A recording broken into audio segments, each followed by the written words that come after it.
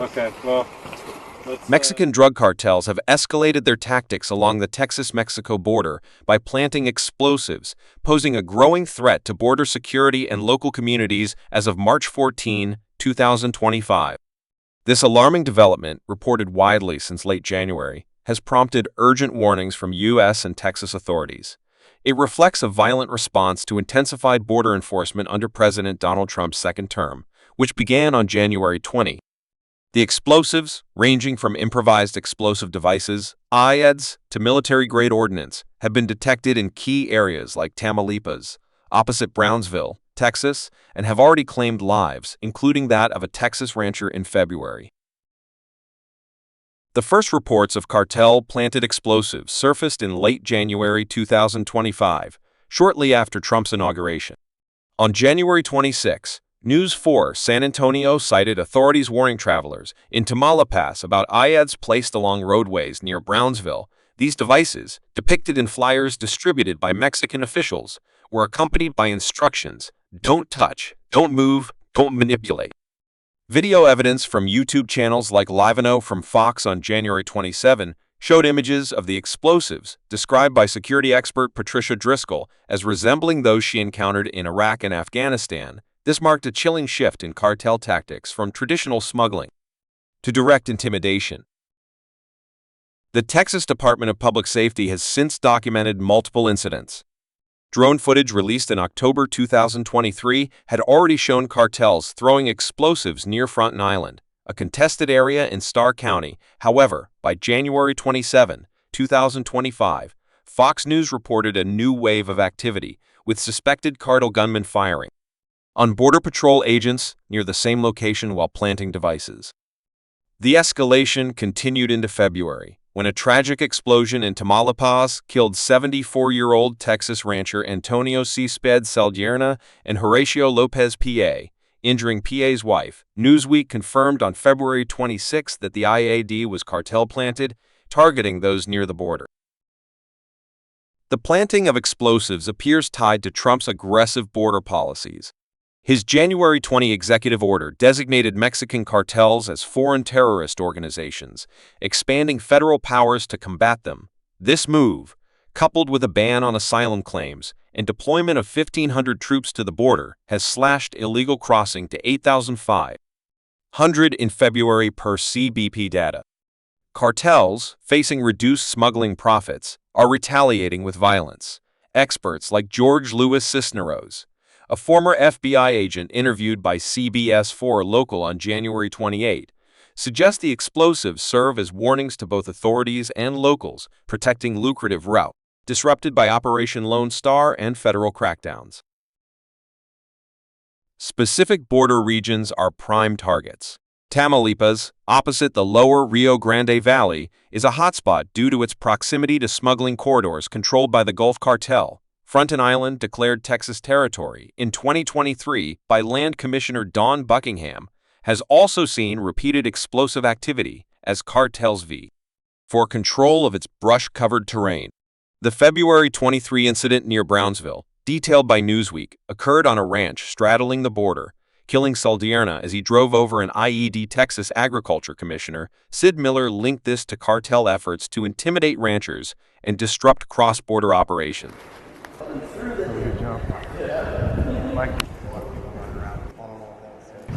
The explosives have heightened dangers for Texans near the border. Miller issued a stark warning on February 26, urging farmers, ranchers, and agricultural workers to exercise extreme caution. He advised avoiding dirt roads, limiting travel to daylight, and reporting suspicious objects, reflecting the new reality of ID threats on U.S. soil. The lower Rio Grande Valley, a vital agricultural region, now faces not just smuggling but potential loss of life and property. Saldierna's son, Ramiro C. Speeds, a veteran injured by IEDs overseas, told KRGV-TV on February 25 that the attack felt like war coming home. Border security personnel are also at risk. The January 27 shootout near Fronten, reported by Newsweek, saw cartel gunmen planting explosives while firing on agents, though no injuries occurred. The incident underscored the peril faced by Border Patrol and DP's units patrolling the Rio Grande.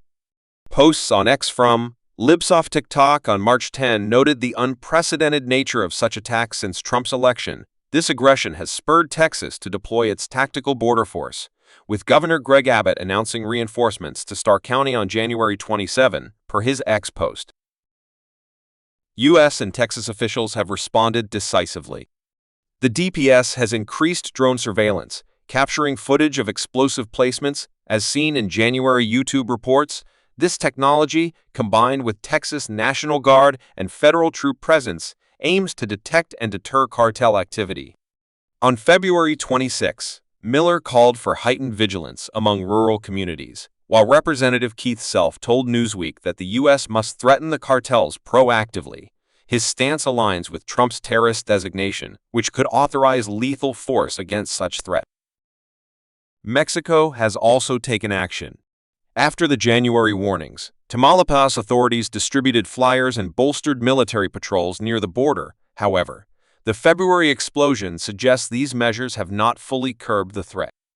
The Mexican government's silence on the rancher's death has fueled speculation of strained cooperation. Cisneros noted on January 28 that economic stakes, with millions in cross-border trade at risk, complicate Mexico's response to cartel violence spilling into Texas. As of March 14, 2025, no arrests have been tied to the February IED attack, and cartels continue to adapt, planting devices in remote areas to evade detection. DPS reports from March 5 indicate ongoing gun battles in Las Guerras, Mexico, over smuggling routes, with explosives as a new weapon. The Texas border, fortified by buoys, walls, and troops, has pushed cartels to escalate. Miller warned on February 26 that rural communities must stay alert, as the violence threatens not just security but the agricultural backbone of the region. The situation shows no signs of abating. Trump's policies have disrupted cartel operations, but the explosive retaliation signals their defiance, with ICE arresting over 600 in Houston in late February, per March 10 ICE release, and deportations nearing 20,000 nationwide. The pressure on cartels is mounting.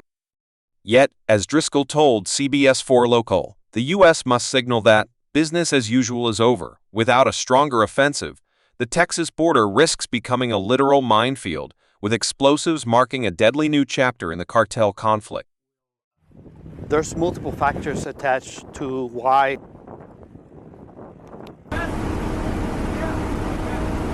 And you believe that is due to new policies from Washington, D.C.?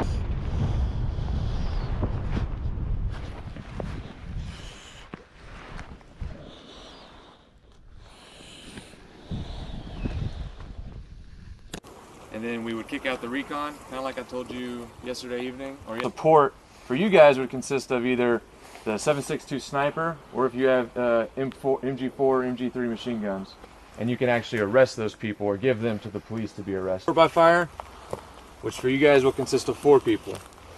All right, and everybody else.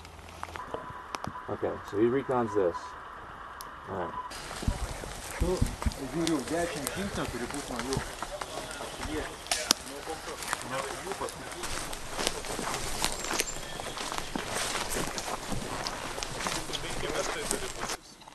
So that's one of the things the Bravo team needs to check too.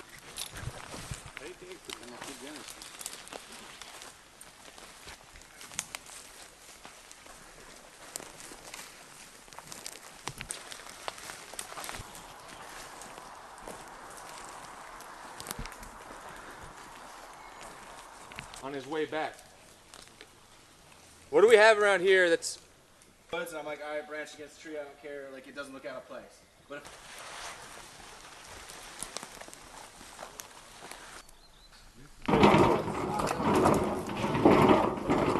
Ciao, Vitti.